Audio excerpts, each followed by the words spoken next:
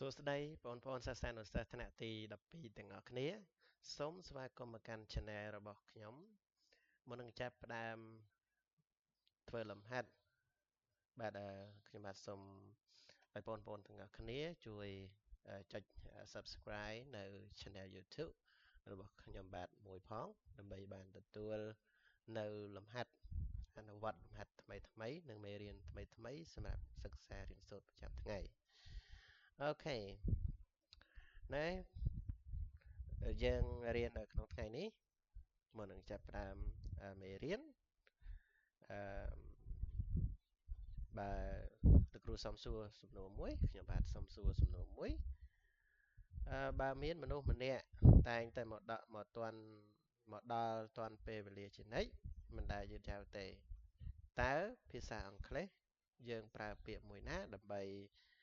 ពណ៌នាពីគាត់រវាងពាក្យថា careful boring ឬក៏ punctual បាទអញ្ចឹងសូមបងប្អូនទាំងអស់គ្នាជួយឆ្លើយសំណួរក៏ដូចជាសរសេរនៅក្នុង comment ផងបាទសូមបញ្ជាក់សំណួរម្ដងទៀតទាក់ទងជាមួយនឹងសំណួរដែលខ្ញុំបាទសួរឧទាហរណ៍ថាបើមានមនុស្សម្នាក់តែងតែមកទាន់ពេលវេលាជានិច្ចមិនដែលយឺតយ៉ាវទេតើភាសាអង់គ្លេសយើងប្រើពាក្យមួយណាដើម្បីពណ៌នាពីគាត់រវាងពាក្យ careful boring ឬក៏ punctual បាទបើបងប្អូនជ្រើសរើសយកពាក្យថា punctual អូខេបើបងប្អូនយកពាក្យថា punctual គឺត្រឹមត្រូវ 100% តែម្ដងនៅក្នុងវីដេអូនេះខ្ញុំនឹងនាំបងប្អូនទៅដោះស្រាយវិញ្ញាសាផ្នែក vocabulary ជំនាញទាំង8អញ្ចឹងនៅក្នុង section 4 vocabulary យើងទទួលបាន7បន្ទុកហើយគេឲ្យយើង choose a word from alternatives give ones to fill the gap in the sentences below. The first one has been done as an example for you. អញ្ចឹងគេឲ្យជ្រើសរើសបាទពាក្យពីនេះ alternative given to fill gap បំពេញប្រឡោះនេះបាទហើយឧទាហរណ៍ទី1គេឲ្យបងអូនស្រាប់ហើយបាទដល់ពេលបងអូនគិតថាពីចម្លើយ A B C D នេះគិតថាជាចម្លើយC បាទបងអូនសរសេរC ទៅនៅក្នុង answer sheet របស់បងអូនបាទនៅក្នុងពេលប្រឡងបាទយើងត្រូវមើលពាក្យកន្លឹះបាទសូមមើលពាក្យកន្លឹះហើយដើម្បីជួយឲ្យបងអូនចេះដោះស្រាយនៅលំហាត់នេះអញ្ចឹងខ្ញុំសូមប្រាប់អំពីពាក្យកន្លឹះដើម្បីឲ្យយើងបានបន្ទុកល្អបានយ៉ាងងាយស្រួលតោះចាប់ផ្ដើមទាំងអស់គ្នាបាទមកមើលសំណួរទី1មកមើលសំណួរទី1អញ្ចឹងខ្ញុំបានបញ្យល់ហើយ despite very careful the police have not been able to identify who murderer is yet អញ្ចឹងចម្លើយត្រឹមត្រូវគឺ requires okay now move to សំណួរទី2សំណួរទី2 how we know the trend for several hours several hour 4ទៅ5ម៉ោងanswer A cancel B delay postpone D change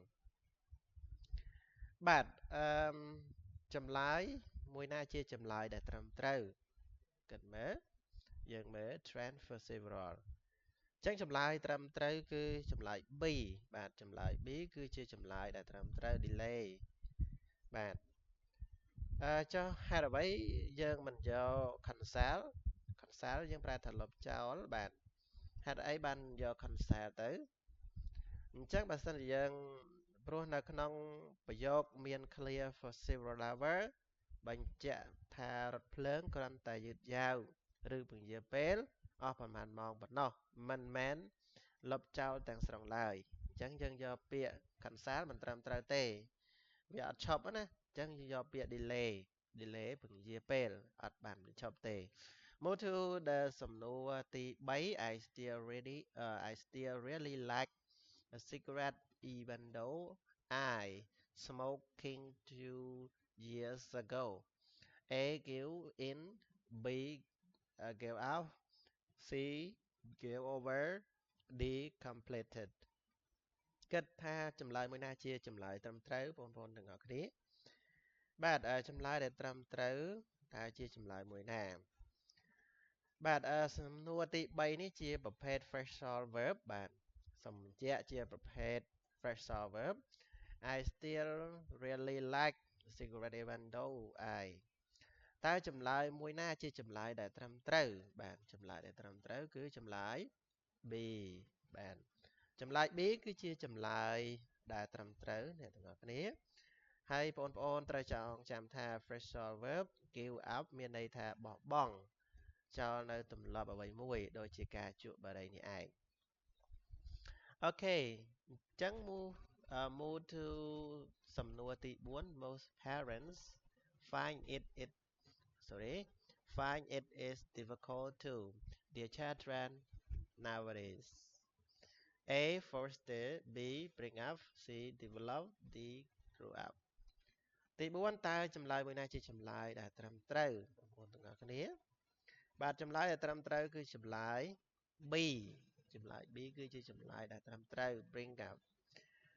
មានន័យថាចិញ្ចឹមបីបាច់ថែរក្សានិងអប់រំកូនឲ្យធំដឹងក្តីបាទគ្រួសារភាគច្រើនស្វែងរកយើងស្វែងរកខិតខំធ្វើការគ្នាដោយបាក់ដើម្បីចិញ្ចឹមកូនរបស់ពួកគេបច្ចុប្បន្ននេះ nowadays សប្តាហ៍ថ្ងៃប្រហែលសប្តាហ៍ Move to number 5សំណួរទី5អ្នកទាំងអស់គ្នា Water always arrive on time He is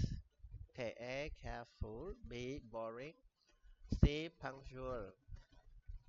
D timeless អូខេសម្រាប់សំណួរទី5នេះតើចម្លើយមួយណាជាចម្លើយដែលត្រឹមត្រូវបាទឡើយណាចម្លើយដែលត្រឹមត្រូវគឺចម្លើយ C punctual ទៀងទាត់ពេលវេលា punctual នេះយើងប្រែថាទៀងទាត់ពេលវេលា Water always arrives on time he's punctual អូខេចឹង punctual ជាចម្លើយដែលត្រឹមត្រូវ Now move to the question number 6 because of the energy crisis many people claim that there is no to developing nuclear powers yeah advantage reason alteration alternative អូខេសំណួរទី6នេះជាសំណួរទី6នេះតើចម្លើយមួយណាជាចម្លើយដែលត្រឹមត្រូវបាទចម្លើយដែលត្រឹមត្រូវគឺចម្លើយ D បាទចម្លើយ D គឺជាចម្លើយដែលត្រឹមត្រូវដែលមានន័យថា alternative ហ្នឹងមានន័យថាជំរើសផ្សេងប្រយោគនេះចង់និយាយថាគ្មានជំរើសអ្វីផ្សេងក្រៅពីការអភិវឌ្ឍថាមពល nuclear ឡើយបាទចឹង because of the energy crisis many people claim that there is no alternative to developing nuclear power number 7 លំហាត់ទី7 the restoration of library was considered great in view of the difficulty of raising money A architecture B architecture sorry B achievement C building D interest សម្រាប់សំណួរទី7នេះសំណួរមួយណាជាចម្លើយដែលត្រឹមត្រូវបងប្អូនទាំងអស់គ្នាគិតមើលចម្លើយដែលត្រឹមត្រូវគឺចម្លើយ B បាទ achievement នៅពេលដែលយើងធ្វើកិច្ចការអ្វីមួយបានជោគជ័យទោះជាជួបឧបសគ្គខ្លះខាតថវិកាក៏ដោយយើងហៅវាថាជាសមិទ្ធផលឬជោគជ័យដ៏ធំធេង achievement The restoration of the library was considered a great achievement in view of the difficulty of raising money. The last one, according to the weather, there will be rain tomorrow. A program, B forecast, C information, D survey. សំណួរទី8នេះតើចម្លើយមួយណាជាចម្លើយត្រឹមត្រូវបងប្អូនទាំងអស់គ្នាបាទចម្លើយដែលត្រឹមត្រូវគឺចម្លើយ B forecast អូខេចម្លើយដែលត្រឹមត្រូវគឺចម្លើយ B forecast បាទពាក្យថា weather forecast គឺជាពាក្យបច្ចេកទេសគូគ្នាដែលមានន័យថាជា ការព្យាករណ៍ការព្យាករណ៍អាកាសធាតុបាទ according to the weather forecast បើយោងទៅតាមការព្យាករណ៍អាកាសធាតុ there will be rain tomorrow នឹងមានភ្លៀងធ្លាក់នៅថ្ងៃស្អែកអូខេជាការស្រេចនេះជាកលឹះដោះស្រាយនឹងអត្ថន័យនៃពាក្យកលឹះទាំង8នៅក្នុងវិញ្ញាសាថ្ងៃនេះខ្ញុំសង្ឃឹមថាវីដេអូនេះនឹងជួយឲ្យបងប្អូនចំណាំពាក្យនេះបានល្អសម្រាប់ថ្ងៃប្រឡងខាងមុខបាទឥឡូវនេះបងប្អូនចូលជ្រើសរើសអឺលំហាត់ហើយធ្វើលំហាត់អនុវត្តលំហាត់ដោយខ្លួនឯងទៅ